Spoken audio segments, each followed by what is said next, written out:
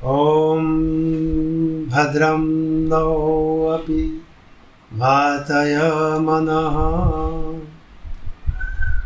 ॐ शङ्करं शङ्कराचार्यं केशवं बादरायणं सूत्रभाष्यकृतो वन्दे भगवन्तौ पुनः पुनः।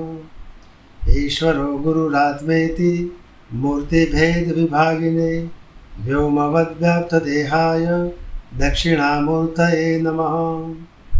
ॐ शान्तिः शान्तिः शान्तिः। हरिओम। आज हम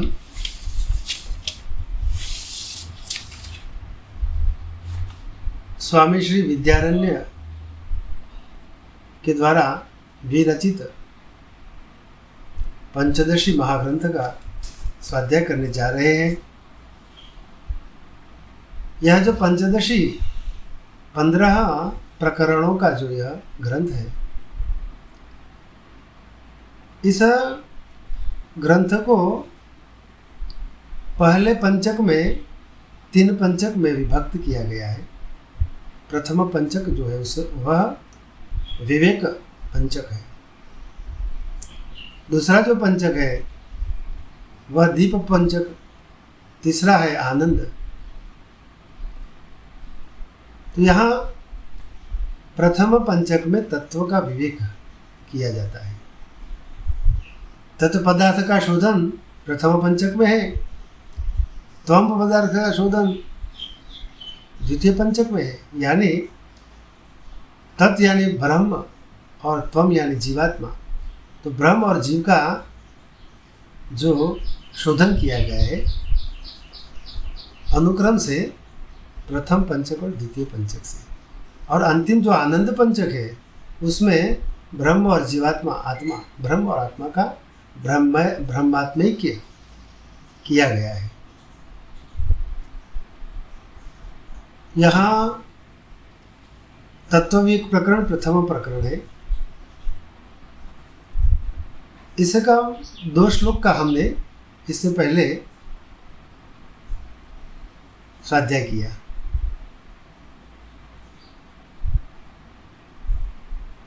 प्रारंभ मंगलाचरण से किया है।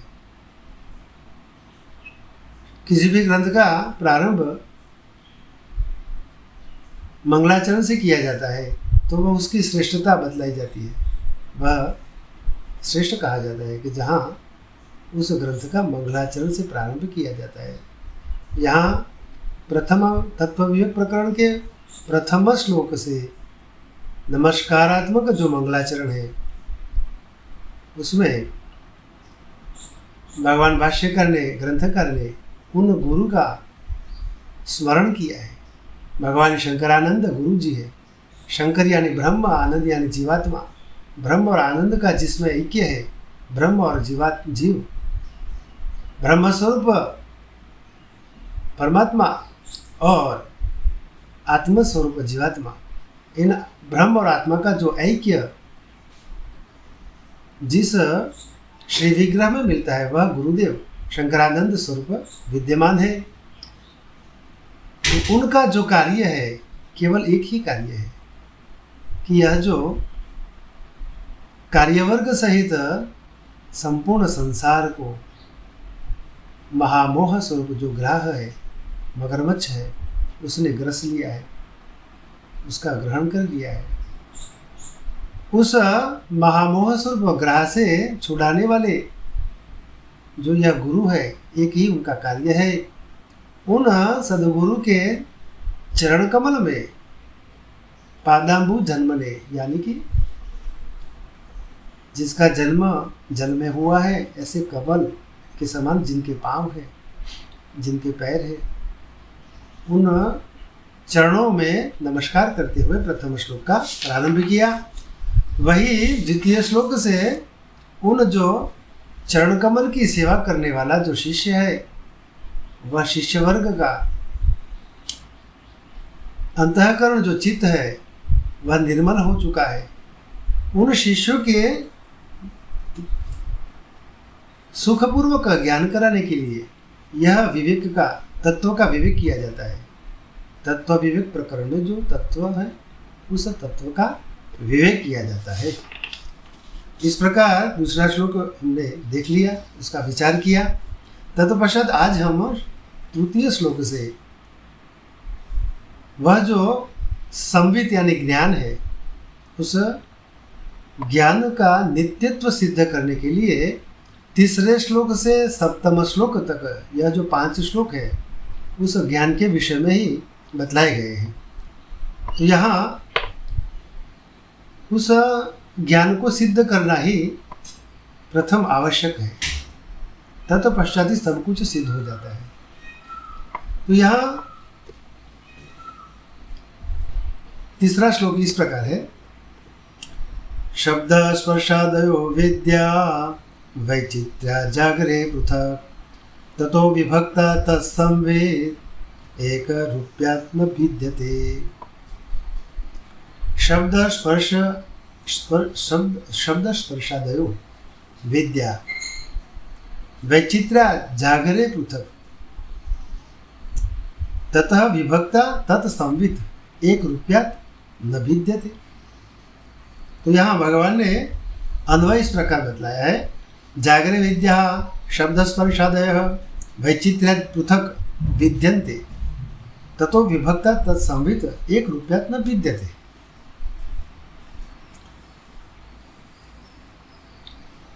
यहाँ इसका अर्थ बतलाया है कि जागृत अवस्था में जो ज्ञान है उस ज्ञान के जो विषय है, शब्द स्पर्श इत्यादि जो विषय है, वह परस्पर विलक्षण है। विलक्षण होते हुए भी होने से अलग अलग विभिन्न अलग अलग है, पृथक है, किंतु उनसे पृथक रहने वाला जो संवित यानी ज्ञान एक रूप होने से इसमें इस ज्ञान में कोई भेद नहीं है। तो यहाँ ज्ञान का जो है भेद नहीं है इस प्रकार कहा है, तो ज्ञान का अभेद बतलाया गया है। यह संवित है वह एक ही है, ज्ञान सर्वकाल सर्व अवस्था में एक ही है। इस प्रकार इस ज्ञान का नित्यत्व सिद्ध करने का यहाँ प्रयास किया गया है। तो इसका व्याख्या इसकी भगवान भाष्यकर शंकराचार्य जी, आद्य गुरु भगवान शंकराचार्य, ब्रह्म स्वरूप ब्रह्मलीन स्वरूप स्वरूपानंद सरस्वती, भगवान शंकराचार्य जी ने इस ग्रंथ का भाष्यांतर किया है। तो इस प्रकार भाष्यकर भगवान शंकराचार्य जी ने इसकी जो व्याख्या की है वह इस प्रकार की है कि इस ग्रंथ जो है इसका जीव और ब्रह्म की एकता है जो प्रायः असंभव सी प्रतीत होती है। इन 3 पंचकों में अंतिम पंचक से ब्रह्मात्मैक्य, ब्रह्म और आत्मा की एकता सिद्ध की गई है अंत में, लेकिन प्रायः असंभव सी प्रतीत सी होती है। यह जो ब्रह्म और आत्मा की जो एकता है वह असंभव सी प्रतीत होती है। और इसी प्रकार जीव की ब्रह्म रूपता भी असिद्ध ही बताई गई है प्रायः। यहाँ भगवान लिखते हैं कि शास्त्रे अस्मिन् विषयः जीव ब्रह्मैक्यं प्रायो न तत्संभवति एवं जीवस्य अपि ब्रह्मरूपता सिद्धेव। अतः ज्ञानस्य अभेदः यदि प्रथमं निर्णयते तेन सर्वम् एतत् प्रसिद्धेति इति आशयेन पंचभिः अखंड ज्ञानोपादानमत्र प्रस्तूयते। इसलिए यहाँ ज्ञान का अभेद जो प्रथम जो ज्ञान का जो अभेद है उसका जो निर्णय जो हो जाता है, निर्णयते तेन तत्पश्चात सर्वम एतत् प्रसिद्ध्यति इति आशय। तत्पश्चात उसके बाद ही सब कुछ सिद्ध हो जाता है। केवल प्रथम ज्ञान का अभेद जो है, एकत्व सिद्ध करने का यहाँ आशय है। तो इस आशय से पंचभी अखंड ज्ञान उपादानम अत्र प्रस्तुत है। 3 से शुरू करके 7वें श्लोक तक 5 जो श्लोक है, उन श्लोकों के द्वारा ज्ञान उपादानम अत्र, ज्ञान का उपादन किया गया है। अब आगे लिखते हैं भगवान की जागरे ही व्यवहार सुस्पष्टम प्रतिभासते। अब यहाँ इस श्लोक में जो जागरे, पृथक जागरे लिखा है, जागरे का अर्थ क्या है, उसका तात्पर्य क्या है? जागरे पृथक यानी, तो यहाँ जागरे यानी जागृत अवस्था की यहाँ बात करी है। जागृत अवस्था किसे कहते हैं? तो यहाँ लिखा है जागरे ही व्यवहार सुस्पष्टम प्रतिभासते। तो यहाँ जो कुछ भी व्यवहार होता है, सांसारिक व्यवहार, वह जागृत अवस्था में ही प्रतिभासित होता है, दिखाई देता है, दिखाई सा देता है। इस प्रकार लिखते हैं, इंद्रिय है अर्थोपलब्धि जागृतम इति। इंद्रिय है यानी कि जिस अवस्था में इंद्रियों के द्वारा विषयों की उपलब्धि होती है, वह अवस्था को जागृत अवस्था कहते हैं। क्योंकि जागृत अवस्था ही वह अवस्था है जिसमें जागृत अवस्था में पुरुष भिन्न भिन्न इंद्रियों के द्वारा भिन्न भिन्न विषयों को ग्रहण कर सकता है। तो इस प्रकार यहाँ बतलाया गया है और उसे ही जागृत अवस्था कहा गया है। इस प्रकार तादृशाम अवस्थायाम विद्या। अब आगे लिखते हैं ज्ञान विषय भूतः। अब ऐसी जागृत अवस्था में किस प्रकार के विषयों का यहाँ ग्रहण किया गया है, विषयों के ज्ञान का किस प्रकार से ग्रहण किया गया है, तो कहते हैं कि ऐसी जागृत अवस्था में शब्द, स्पर्श, रूप, रस और गंध, यह जो गुण है वह अनुक्रम से आकाश, वायु, अग्नि, जल और पृथ्वी,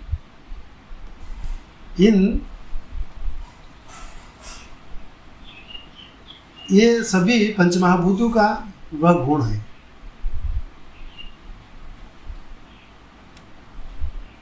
शब्द, स्पर्श, रूप, रस और गंध, यह गुण जो है वह शब्द आकाश का, रूप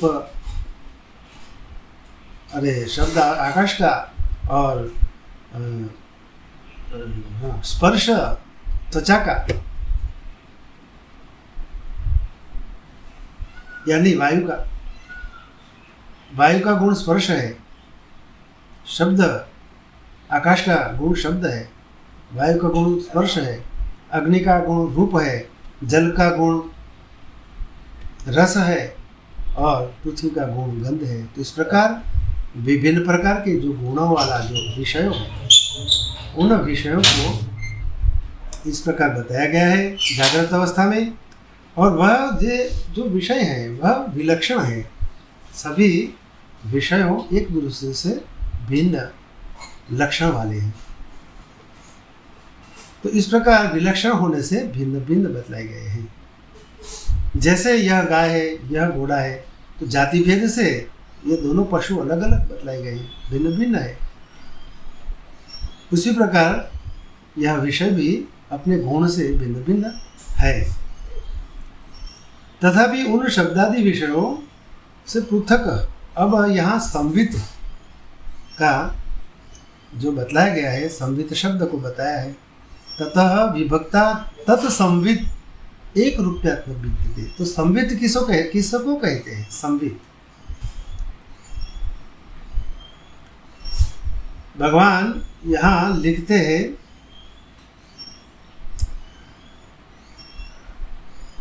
ततः तेभ्यो विषयभ्यो विभक्ता मत्या पृथक्कृता संवित ज्ञानम तु न विद्यते।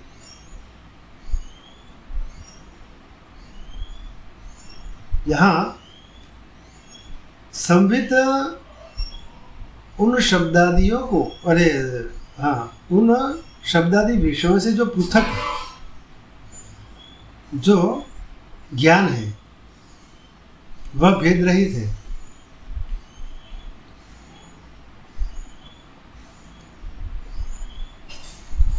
तो संवित किसे कहते हैं?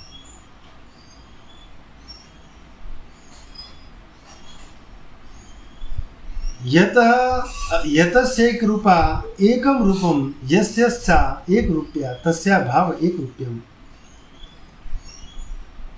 तो यहाँ संवित नाम विषयोपलब्धि प्रयोजकम स्वप्रकाश चित्रात्मकम वस्तु, जो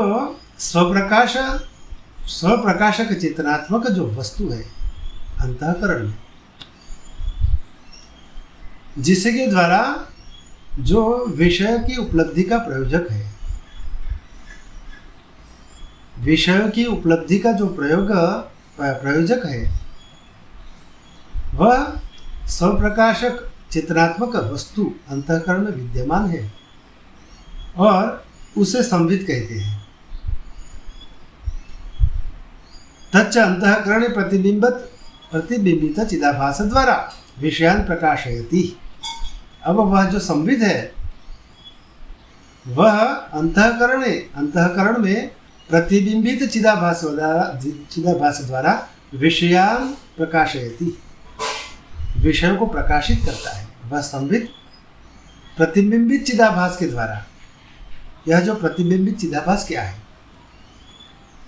अंतःकरण में जो है वह प्रतिबिंबित चैतन्य है ईश्वर का। यहाँ मायोपाधिक स्वरूप ईश्वर है, जो बिंब स्वरूप है, जो सर्वज्ञ है, जो सर्वांतर्यामी है, सर्व का दृष्टा है, सर्व का नियंता है, सर्व का शासक है, वह ईश्वर। वही ईश्वर बिंब स्वरूप है और वही उसी ईश्वर का जो प्रतिबिंबित स्वरूप है, जो आभासित चैतन्य है, चिदाभास कहते हैं उसे, वही अंतःकरण में प्रतिबिंबित चिदाभास के द्वारा विषयों को प्रकाशित करता है। वह संवित यानी ज्ञान। किस प्रकार? तो जिस प्रकार यथा प्रकाशते घटम प्रभा द्वारा प्रदीप, जिस प्रकार एक दीपक के प्रकाश से घट प्रकाशित होता है। घट तभी प्रकाशित होता है अंधेरे में, जब वह दीपक प्रकाशित होता है तभी घट प्रकाशित होता है। इस प्रकार यह संवित प्रतिबिंबित चिदाभास के द्वारा विषयों को प्रकाशित करता है। यह प्रतिबिंबित चिदाभास क्या है? वही बिंब स्वरूप ईश्वर का प्रतिबिंब, आभासित चैतन्य, वही प्रतिबिंबित चिदाभास। इस चिदाभासेन प्रकाशितम अंतःकरणम ज्ञान इंद्रिय है विभिन्न विषयान् गृहीत्वा। तो यह संवित किस प्रकार से भिन्न भिन्न विषयों का ज्ञान प्राप्त करता है। तो चिदाभास है ना, वह जो चिदाभास के द्वारा जो प्रकाशित हुआ अंतःकरण जो है, वह ज्ञानेन्द्रिय है विभिन्न विषयान् गृहीत्वा, ज्ञानेन्द्रियों के द्वारा विभिन्न विषयों को ग्रहण करता है।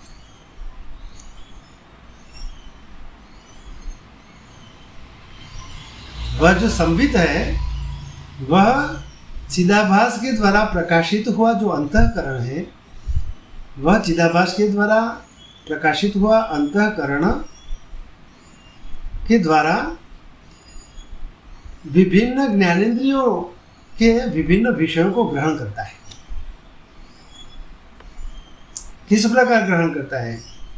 केदार प्रविष्ट तटा कोदकमिव तदाकार कारितम भवति यदा तदा तत विषयोपलब्धिर्जायते। यानी केदाकार प्रविष्ट तटाक कोदकम इव, केदाकार प्रविष्ट तटाक उदकम इव।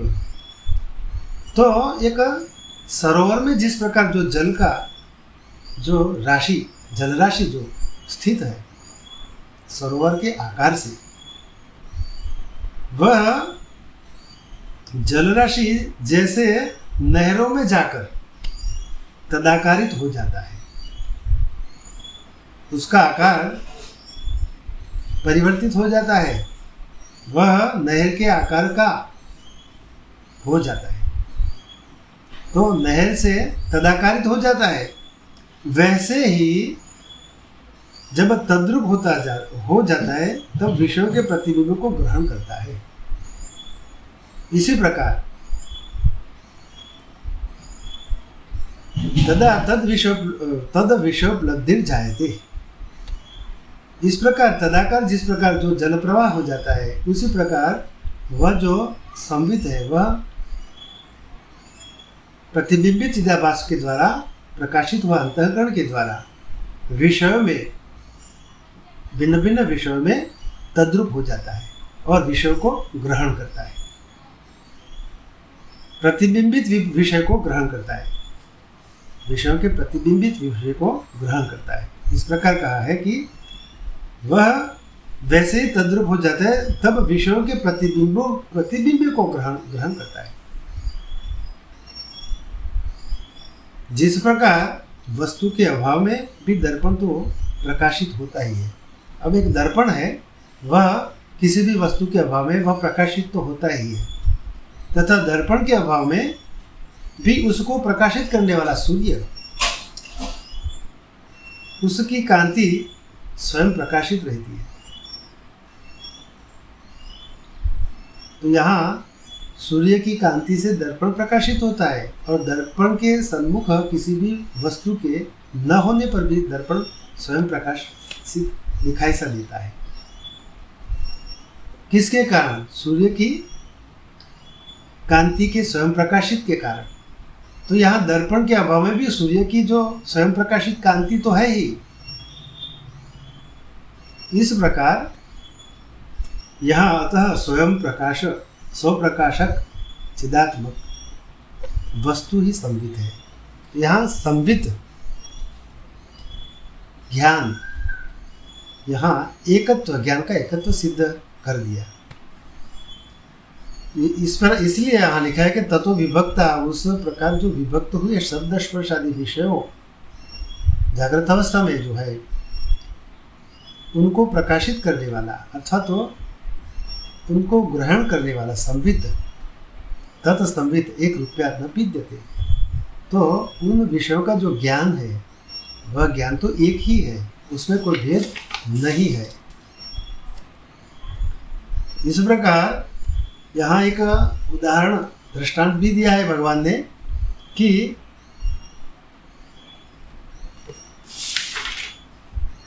विषय विशेष भेदम अंतरेण असंविभाज्य भेदत्वात् आकाशादिवत। तो ज्ञान स्वभाव से भेद शून्य है, क्योंकि विषयों के भिन्न होने पर भी स्वयं अविभक्त है, आकाश के समान।